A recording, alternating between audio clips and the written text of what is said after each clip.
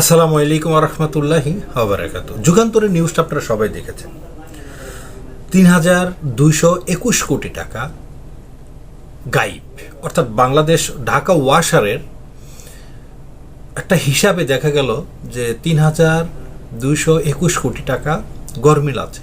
যে টাকাটা তারা ওঠানোর কথা ছিল, তাদের হিসাব অনুসারে তারা হিসাব দেখেছিল যে ঢাকা শহরের যারা ওয়াসারের পানি ব্যবহার করে তাদের বিল প্রায় ৯৮%ই উঠতেছে, বিল পরিশোধ হচ্ছে ৯৮%। সেই হিসাবে যে টাকা থাকার কথা সেই টাকা থেকে ৩,২২১ কোটি টাকা কম। এই টাকাটা কোথায় গেছে তারা সেটা জানে না, অর্থাৎ হদিস নাই এই টাকাটার।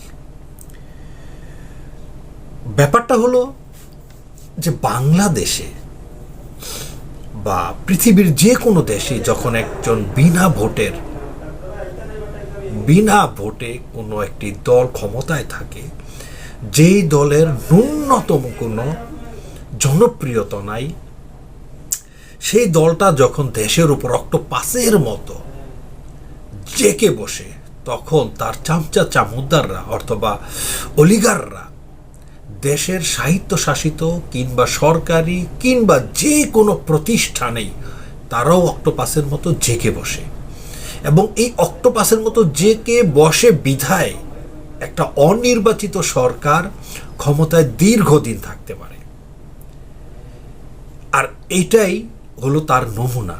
অর্থাৎ এই যে আওয়ামী লীগের অলিগাররা, চামচা চামুদ্দাররা কিংবা এই সরকারকে টিকিয়ে রাখার জন্য যারা ব্যাপকভাবে সাহায্য সহযোগিতা করছেন, তারা এই দেশের টাকা লুটপাট করবে এবং এই সরকার সেটা নীরবে চেয়ে চেয়ে দেখবে।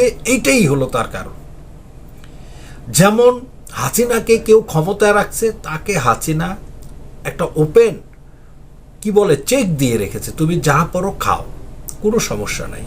উদাহরণ কত চান?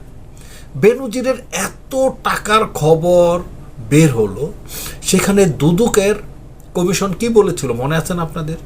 বলেছিল তো যে তাকে প্রমাণ সহ দিতে হবে। এতগুলি টেলিভিশন, এতগুলি নিউজ পেপার যে নিউজগুলি প্রকাশ করছে, চোখের সামনে তার সম্পত্তিগুলি দেখাচ্ছে, তারপর বলে প্রমাণ লাগবে।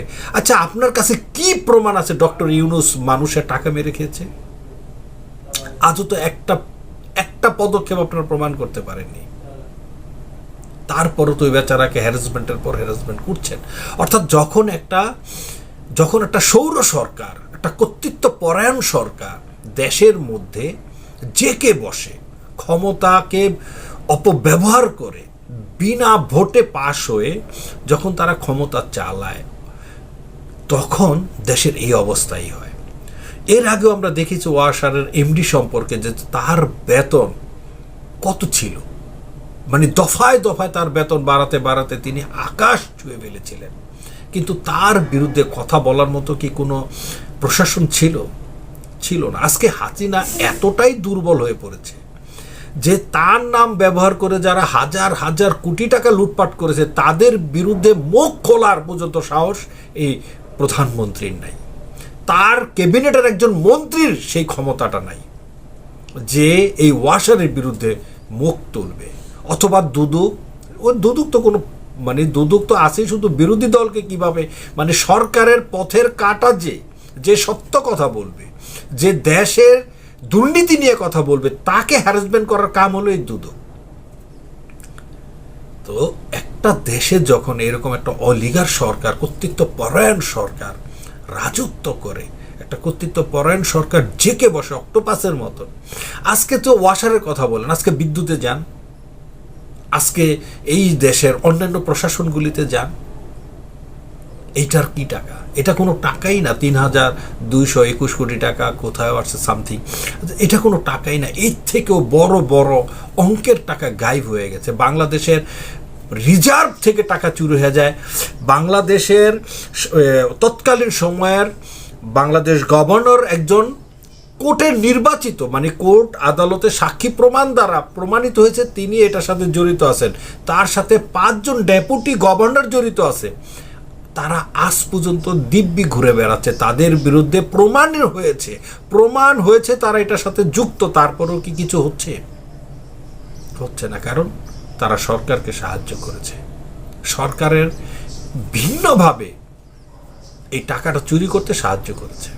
হবে বাংলার মাটিতে একদিন এইসবের প্রত্যেকটার হিসাব হবে, এক এক করে হিসাব হবে, আর প্রত্যেকটা হিসাব হাসিনাকে নিজের মুখে দিতে হবে।